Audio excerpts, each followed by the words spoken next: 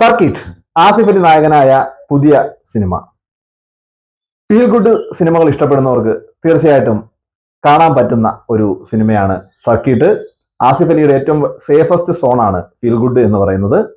ആ രീതിയിൽ ഈ സിനിമ എത്തിയോ ഇല്ലയോ എന്ന് നമുക്കൊന്ന് പരിശോധിക്കാം.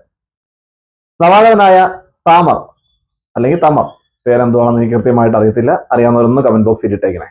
അപ്പോൾ ഈ താമർ സംവിധാനം ചെയ്തേക്കുകയാണ് ഈ സിനിമ. ഒരുവിധം നല്ല രീതിയിൽ പണിയെടുത്തിട്ടുണ്ട്. സിനിമ മൊത്തവും വിദേശ രാജ്യത്ത്, ഗൾഫ് രാജ്യത്ത് നടക്കുന്ന ഒരു കഥയാണ്. ആസിഫ് അലിയുടെ പെർഫോമൻസ് ആണ് ഈ സിനിമയിൽ എടുത്തു പറയേണ്ടുന്ന ഒന്ന്. തന്റെ സേഫ് സോൺ ആയിട്ടുള്ള ഫീൽ ഗുഡിൽ തീർച്ചയായിട്ടും വലിയ രീതിയിൽ തന്നെ ആസിഫ് പെർഫോം ചെയ്തിട്ടുണ്ട്. ആമിർ എന്ന് പറയുന്ന കഥാപാത്രമാണ് ആസിഫ് ഇതിന്റെ അകത്ത് അവതരിപ്പിക്കുന്നത്. ഗൾഫിൽ വിസിറ്റിംഗ് വിസയ്ക്ക് പോയിട്ട് തൊഴിലൊന്നും കിട്ടാതെ നടത്തുന്ന ഒരു ചെറുപ്പക്കാരൻ.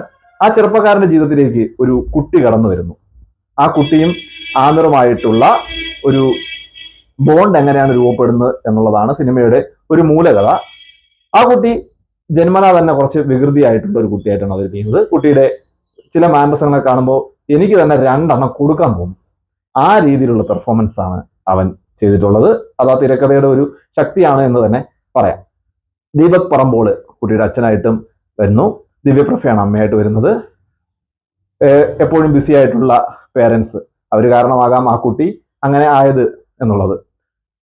ആ കുട്ടിയുടെ ജീവിതത്തിൽ ഒരു രാത്രി ആസിഫിന്റെ കഥാപാത്രം കടന്നു വരികയും ആ കുട്ടി ഏത് രീതിയിൽ സ്വാധീനിക്കുന്നു എന്നുള്ളതാണ് പറയാൻ ശ്രമിച്ചത്. പക്ഷെ അത് കൺവേ ചെയ്യുന്നതിൽ ചില രീതിയിലൊക്കെ തിരക്കഥ കുറച്ചുകൂടെ മെച്ചപ്പെടുത്താമായിരുന്നു. അവർ തമ്മിലുള്ള ബോണ്ട് ഓക്കെ ആയിരുന്നു. പക്ഷെ ആ കുട്ടിക്ക് ചേഞ്ച് ചെയ്യാൻ മാത്രം, അവന്റെ മനസ്സ് മാറാൻ മാത്രമുള്ള ഒരു ബോണ്ടിങ് അതിൻ്റെ അകത്ത് ഉൾപ്പെടുത്തിയോ എന്ന് നമുക്ക് സംശയമാണ്.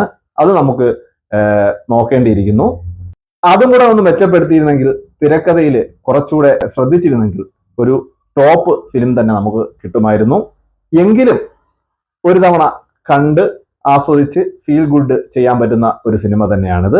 ഈ സിനിമയിൽ എനിക്ക് വളരെ പേഴ്സണലി കണക്ട് ചെയ്യാൻ പറ്റിയ ഒരു കാര്യം എന്ന് പറയുന്നത്, ആസിഫിന്റെ കഥാപാത്രം തന്റെ സുഹൃത്തിനോട് കുറച്ച് പൈസ കടം ചോദിക്കുമ്പോൾ സുഹൃത്ത് പറയുന്നുണ്ട്, പൈസ ഒഴിച്ച് ബാക്കി ഏത് കാര്യം വേണമെങ്കിലും നീ എന്നോട് ചോദിക്ക്, ഞാൻ നിനക്ക് സഹായിക്കാം. പൈസ ചോദിച്ച് എന്നിൽ നിന്ന് കടം മേടിച്ചവരെല്ലാവരും ജീവിതത്തിൽ എന്നെ എന്റെ ശത്രുക്കളായി മാറിയിട്ടേ ഉള്ളൂ എന്ന് കൂടി പറയുന്നുണ്ട്. അത് സത്യമായിട്ടുള്ള കാര്യമാണ്. പൈസ മേടിക്കുന്ന സുഹൃത്തുക്കൾ വീണ്ടും പൈസ ചോദിക്കാൻ പോകുമ്പോഴത്തേക്കാണ് പലരും നമ്മുടെ ശത്രുക്കളായിട്ട് മാറുന്നത്.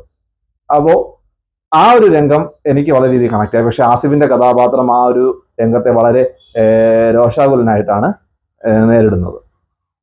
മൊത്തത്തില് സിനിമ ഫീൽ ഗുഡ് ഇഷ്ടപ്പെടുന്നവർക്ക് കണ്ട് മറക്കാവുന്ന ഒരു സിനിമ തന്നെയാണ്. എല്ലാവരും തിയേറ്ററിൽ പോയി ഈ സിനിമ കാണണം.